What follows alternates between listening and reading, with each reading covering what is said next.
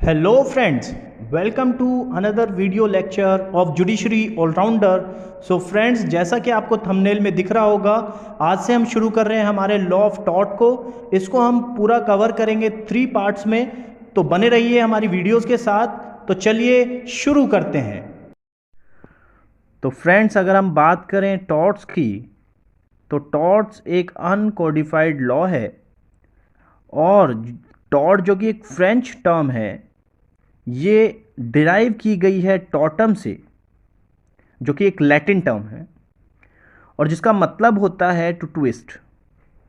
और वहीं जब इसको हम इंग्लिश कॉन्टेक्स्ट में समझते हैं तो इसका मतलब निकल के आता है कि ये रॉन्ग है, और इंडिया में हम इसको सिविल रॉन्ग के नाम से जानते हैं। वहीं रोमन में इसको डिसीट बोलते हैं। चलिए अब जानते हैं टॉर्ट की कुछ इंपॉर्टेंट डेफिनेशंस के बारे में। और जो डेफिनेशंस आपसे एग्जाम पॉइंट ऑफ व्यू में पूछी जाएंगी, हम उन्हीं को डिस्कस करेंगे और उनके याद करने की ट्रिक को भी जानेंगे। तो सबसे पहले ये याद रखना है कि tort is a civil wrong. तो सिविल रॉन्ग अगर आ जाए तो सिविल रॉन्ग कहा आपके सालमन ने। Second thing, tortious liability arises from breach of duty, ये विनफील्ड ने कहा। जहां पर टॉर्शियस लाइबिलिटी की बात आ जाए तो विनफील्ड याद रखना है। और अगर फ्रेशर की डेफिनेशन को हम जानें तो फ्रेशर ने कहा है कि इन्फ्रिंजमेंट है of a right in RAM.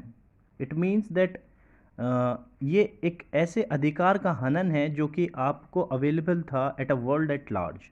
Right in RAM का मतलब होता है वर्ल्ड एट लार्ज। वहीं राइट इन पर्सोनम का मतलब होता है सम डिटर्मिनेट पर्सन के अगेंस्ट आपको ये राइट अवेलेबल है। अगर आपसे पूछा जाए कि वर्ड टॉर्ट कहीं डिफाइन किया गया है, तो tort is been defined under section 2M of limitation act. ये सवाल आ जाता है कि टॉर्ट को कहाँ इंडियन लॉज में डिफाइन किया गया है, तो लिमिटेशन एक्ट की धारा 2M में इसको डिफाइन किया गया है। ठीक है, अब बढ़ते हैं आगे इसकी थ्योरीज की तरफ, जो कि मेनली 2 इंपॉर्टेंट इसकी थ्योरीज हैं जो कि बेसिक प्रिंसिपल हैं लॉ ऑफ टॉर्ट के। पहला प्रिंसिपल है जो कि दिया गया बाय विनफील्ड एंड पॉलक, जो कहते हैं that it is a law of tort, while second theory says that it is law of torts। तो समझते हैं कि ये लॉ ऑफ टॉर्ट और लॉ ऑफ टॉर्ट्स का क्या मामला है।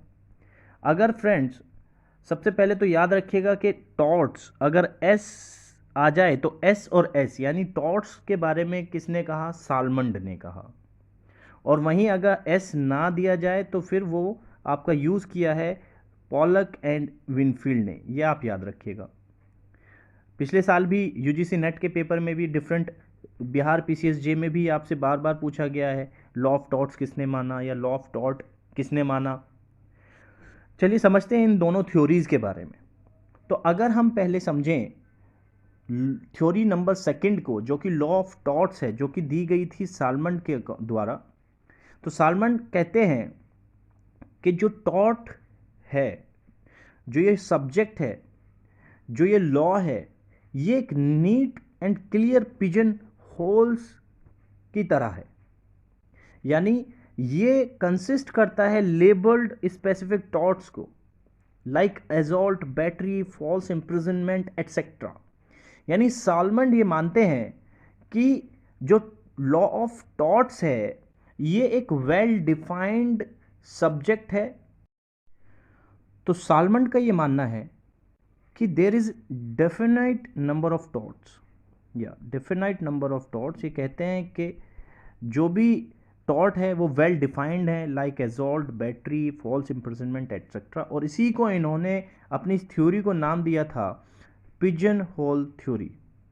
Pigeon whole theory. अगर ये सवाल भी आता है, बहुत दफ़ा पूछा गया है डिफरेंट एग्जाम्स में कि पिजन होल थ्योरी किसने दी थी, तो वो आपको याद रखना, ये आपको सालमंड ने दी थी। और अगर हम बात करें सेकंड थ्योरी की, जो कि कहती है कि ये लॉ ऑफ टॉर्ट्स नहीं बल्कि लॉ ऑफ टॉर्ट है, जो दी थी पॉलक एंड विनफील्ड ने। इनका ये मानना है कि लॉ ऑफ टॉर्ट इंक्लूड करता है सभी इंजरीज को। It includes all injuries unless and until there is some justification by law. Okay, तो ये मानना है पॉलक एंड विनफील्ड का। और ये आपके जो थ्योरी है, थ्योरी 1, जो कि पॉलक और विनफील्ड की थ्योरी है, it is in consonance with the, एक मैक्सिम है, फेमस मैक्सिम है, उबी जस इबी रिमीडियम, उबी जस इबी रिमीडियम, जिसका मतलब है where there is a right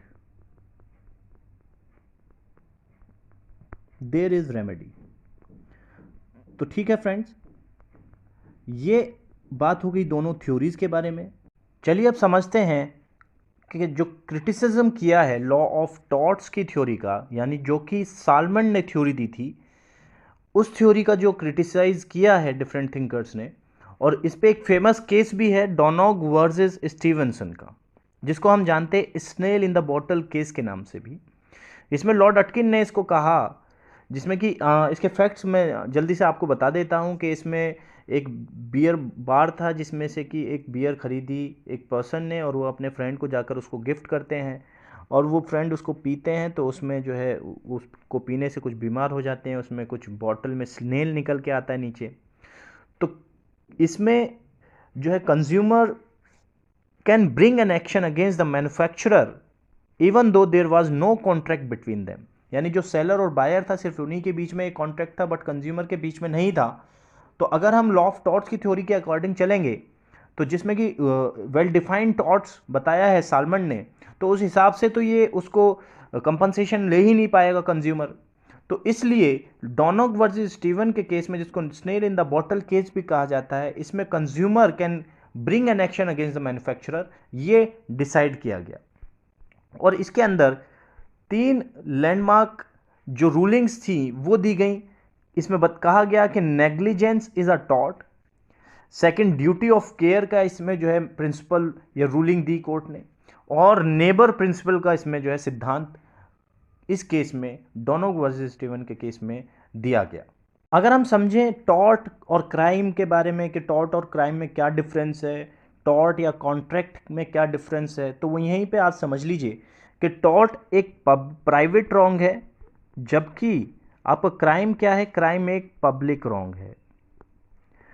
second thing is, in tort there is civil liability, while in crime there is criminal liability। Okay friends, और वहीं अगर हम बात करें टॉर्ट्स के और कॉन्ट्रैक्ट के डिफरेंस के बारे में, तो टॉर्ट एक राइट इन रैम है और ये राइट इन पर्सोनम है। इसका मतलब ये है कि आप टॉर्ट को वर्ल्ड एट लार्ज क्लेम कर सकते हैं, और कॉन्ट्रैक्ट को आप किसी डेफिनेट पर्सन इंडिविजुअल के अगेंस्ट जनरली क्लेम करते हैं। ओके फ्रेंड्स, और इसका एक मेन डिफरेंस ये भी है कि motive is relevant in torts sometimes while it is irrelevant in contract। अगर इसकी हम डैमेजेस की बात करें, तो डैमेजेस टॉर्ट में अनलिक्विडेटेड होते हैं, यानी पहले से फिक्स नहीं होते हैं, जबकि कॉन्ट्रैक्ट में डैमेजेस लिक्विडेटेड डैमेजेस होते हैं, यानी पहले से ही फिक्स्ड किया जाता है डैमेजेस को। अगर रिमोटनेस ऑफ डैमेज की बात करें, डैमेज, तो जो डिफेंडेंट है टॉर्ट में, he is responsible for all unforeseen damages, यानी जितने भी अनफोर्सीन डैमेजेस हैं टॉर्ट में, डिफेंडेंट उन सब के लिए लायबल होता है। जबकि कॉन्ट्रैक्ट के अंदर फ्रेंड्स, अनफोर्सीन जो डैमेजेस हैं वो नहीं देने पड़ते हैं। इसमें एक केस भी है कॉन्ट्रैक्ट में, हेडले वर्सेस बैक्जेंडेल का केस। और अगर बात करें रिमोटनेस ऑफ डैमेजेस पे कॉन्ट्रैक्ट में कौन सा केस है, तो वो री पॉलेमिस का केस है, वो आगे हम अभी इसको जो है डिस्कस करेंगे। चलिए अब जानते हैं रेमेडीज़ के बारे में कि टॉर्ट में किस तरीके की रेमेडीज़ हैं। 2 इसमें रेमेडीज़ हैं फ्रेंड्स, एक जुडिशियल, एक extra judicial. Judicial by act of law, और extra judicial by his own acts alone, for example by re entry on land. तो ये एक्स्ट्रा जुडिशियल हो गई, और जो कोर्ट अवार्ड करती है डैमेजेस, ये जुडिशियल रेमेडी हो गई, सिंपल है। अगर बात करें फ्रेंड्स इसके डैमेजेस के काइंड्स के बारे में, तो एक होता है कंटेम्पचुअस डैमेज, जो कि ट्रिफलिंग या वेरी लेस अमाउंट जिसमें अवार्ड करती है कोर्ट। एक होता है नॉमिनल डैमेज, जिसमें कि इंजरी होती है विदाउट डैमेज। एक होता है ऑर्डिनरी डैमेज, जिसमें कि जो अवार्ड किया जाता है amount it may be small और लार्ज। एक होता है एग्जेम्पलरी डैमेज, जिसमें कि प्यूनिटिव डैमेज दिए जाते हैं, जिसमें कि पनिश करने के लिए अगर डैमेज कोर्ट प्रोवाइड करती है तो वो एग्जेम्पलरी होता है। ये बार बार पूछा भी जाता है कि अगर पनिशमेंट देनी होती है तो कौन सा जो है डैमेज कोर्ट देती है, तो वो एग्जेम्पलरी डैमेजेस को देती है। ठीक है, अभी तक हमने फ्रेंड्स चैप्टर 1 को डिस्कस किया। अब चैप्टर 2 को डिस्कस करते हैं, जो कि कहता है लाइबिलिटी बेस्ड ऑन फॉल्ट, या फिर स्ट्रिक्ट लाइबिलिटी, या फिर इसको हम नो फॉल्ट लाइबिलिटी भी समझते हैं, जानते हैं। अब इसके एक मैक्सिम को समझेंगे जो इस पे ये मैक्सिम पे बेस्ड है, ऑल्ट्रम नॉन लिएट्रे, जिसका मतलब होता है to hurt nobody by word और डीड। आपको मैक्सिम दे दिया जाएगा, इसका मतलब पूछ लेगा। चलिए अब समझते हैं फ्रेंड्स कि टॉर्ट को कॉन्स्टिट्यूट करने के लिए कौन कौन से इंग्रेडिएंट्स ज़रूरी हैं। सबसे पहले तो रॉन्गफुल एक्ट का होना या ओमिशन का होना। नंबर 2 लीगल डैमेज होना प्लेंटिफ को। नंबर 3 कोई रेमेडी अवेलेबल हो in form of action for damages. तब ये अगर तीनों इंग्रेडिएंट मिलते हैं तो समझा जाता है कि टॉर्ट हुआ है। अब इसको एक एक करके समझते हैं इन तीनों को। तो सबसे पहले अगर बात करें रॉन्गफुल एक्ट या ओमिशन की, तो एक्ट ओमिशन आप जानते ही हैं। तो एक्ट एक for example act of trespass किसी ने किया है तो ये एक्ट माना जाएगा। और ओमिशन की बात करें तो अगर किसी व्यक्ति ने जो उसको परफॉर्म करनी थी लीगल ड्यूटी उसको परफॉर्म नहीं किया है तो ओमिशन उसने किया। तो सेल्फ एक्सप्लेनेटरी टर्म्स हैं, इसको डीप में नहीं जाते हैं, सीधा बढ़ते हैं लीगल डैमेज टू प्लेंटिफ के बारे में। तो इसमें आपको लीगल डैमेज में फ्रेंड्स दो इंपॉर्टेंट जो मैक्सिम्स हैं आपके, इंजूरिया साइन डैमनम और डैमनम साइन इंजूरिया, ये आपको याद रखना है, इससे ही सवाल ज़्यादातर पूछा जाता है। सबसे पहले तो समझते हैं इंजूरिया साइन डैमनम के बारे में। तो इंजूरिया साइन डैमनम की बात करें तो ये वायलेशन हो लीगल राइट है without causing any harm to the plaintiff, यानी इंजूरिया इंजरी विदाउट डैमेज भी इसको हम बोल देते हैं। तो सिंपल वर्ड में इसको इंजरी विदाउट डैमेज समझ लीजिए। ये एक्शनेबल होता है, इट इज़ ऑलवेज एक्शनेबल, यानी इस पे आप जो है एक्शन ला सकते हैं और इसमें कंपनसेशन आप क्लेम कर सकते हैं। इसके दो फेमस केसेस हैं फ्रेंड्स, ये याद रखिएगा। First is Ashby versus White and second is Bhim Singh versus state of Jammu and Kashmir. Ashby versus White में आपको इसके फैक्ट्स याद होंगे कि एक क्वालिफाइड वोटर होता है, वो जाता है वोट कास्ट करने के लिए, लेकिन वो उसको रोक दिया जाता है। इवन दो उसका कैंडिडेट जो है वो जीत जाता है, लेकिन वो एक कोर्ट में सूट फाइल करता है और डैमेजेस क्लेम करता है कि उसका लीगल राइट जो है वायलेट हुआ है। दो उसको कोई डैमेज तो नहीं हुआ क्योंकि उसका जो है जो कैंडिडेट था वो जीत गया, डैमेज तो उसको नहीं हुआ, लेकिन उसकी लीगल इंजरी हुई है। तो इस पे कोर्ट उसको डिफेंडेंट को हेल्ड लाइबल, डिफेंडेंट को कोर्ट मानता है कि ये जिम्मेदार है उनके लीगल राइट को छीनने के लिए और उनको डैमेजेस प्रोवाइड कराया जाता है। वहीं सेकंड केस में Bhim Singh versus state of Jammu and Kashmir में, ये एक इंडियन केस है। इसमें एमएलए जो है वो अपना एक असेंबली का सेशन लेने के लिए जा रहे होते हैं। अब जैसे ही वो असेंबली लेजिस्लेटिव असेंबली के मेंबर होते हैं, वो उसके सेशन को अटेंड करने के लिए जब जा रहे होते हैं तो इनको रोक दिया जाता है इलीगल तरीके से, इनको लीगल इंजरी जो है हो जाती है। भाई रॉन्गफुल रेस्ट्रेंट उनका होता है, एक लीगल इंजरी है, उनका ये राइट था, अधिकार था कि वो जा कर के वहाँ अटेंड करते सेशन को, जिससे कि उनको वंचित किया जाता है। तो यहाँ पर कोर्ट अवार्ड करती है एग्जेम्पलरी डैमेज, कोर्ट स्टेट के ऊपर एग्जेम्पलरी डैमेजेस लागू करती है और उनको 50,000 का भीम सिंह को कंपनसेशन दिया जाता है। तो ये तो बात हो गई आपकी जो इंजूरियन साइन डैमनम है इसके बारे में। चलिए अब जानते हैं डैमनम साइन इंजूरिया के बारे में। तो डैमनम साइन इंजूरिया को अगर हम सिंपल वर्ड्स में समझें तो कह सकते हैं कि डैमेज विदाउट इंजरी, यानी इसमें प्लेंटिफ सफर्स हार्म और loss without any infringement of और वायलेशन ऑफ लीगल राइट, यानी यहाँ पर किसी लीगल राइट का तो वायलेशन नहीं हुआ लेकिन उसको डैमेज हो जाता है। तो ये कभी भी एक्शनेबल नहीं होता है। You can not bring an action in this maxim. इस केस में आप डैमेजेस क्लेम नहीं कर सकते हैं। इसमें दो इंपॉर्टेंट केसेस हैं, ये भी याद रखिएगा, ग्लॉसेस्टर ग्रामर स्कूल केस और Mogul Steamship company versus McGregor company. तो ये दो इंपॉर्टेंट केस इसमें याद रखने हैं। सबसे पहले अगर हम बात करें ग्लॉसेस्टर ग्रामर स्कूल की, तो ये याद होगा आपको, इसमें स्कूल मास्टर होते हैं, वो डिफेंडेंट होते हैं। उसमें ये स्कूल मास्टर जिस स्कूल में पढ़ा रहे होते हैं उसके सामने ही एक स्कूल खोल लेते हैं। अब जब ये स्कूल खोलते हैं उसकी फ़ीस ये कम रखते हैं, तो बच्चे इनके पास ज़्यादा आ जाते हैं, और जो सामने ये स्कूल था जिसमें ये पहले पढ़ाते थे उसको नुकसान होने लगता है।